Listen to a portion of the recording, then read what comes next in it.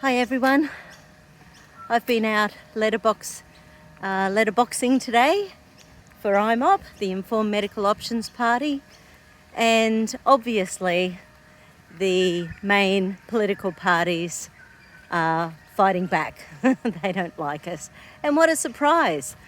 You know, the whole thing about medical freedom for me is that because I've been a natural therapist for so long, I've seen so many examples of people being abused within our hospital systems in Australia. So, for example, one of my clients was a 60-year-old.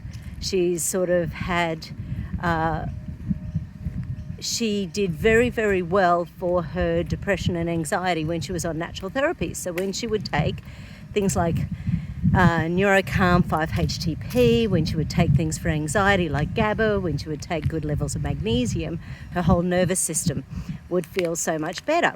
But because she had a diagnosed illness, her son, the policeman, and her doctor, the nurse, decided that, you can't possibly get anything decent from natural therapists. How dare she not listen to her doctors?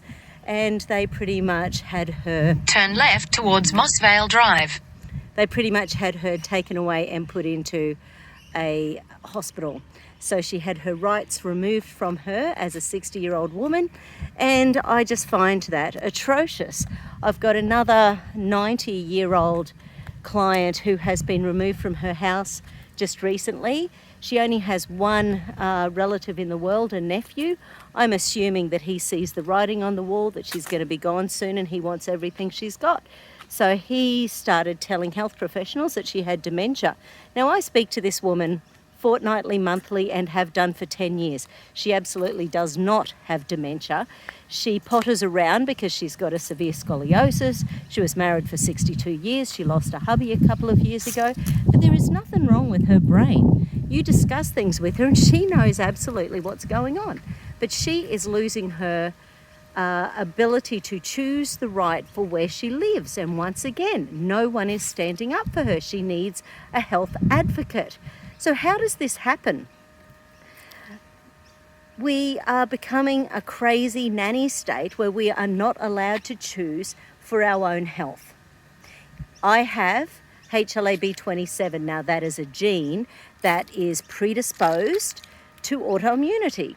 So within our family, we have many things like eczema and the family members with HLA-B27. We've got we've got rheumatoid arthritis, we've got eczema, we've got lots of epilepsy, we have got Schumann's disease, we have got lots of bursitis, so all sorts of bits and pieces. And if we are forced to vaccinate without being able to take care of our house, and once again, this is not an ordinary vaccination. This is not what the media is telling us.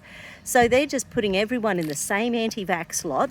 This is about freedom of choice. It's about freedom of choice. It is about looking at your own health and choosing to boost your own immune system naturally.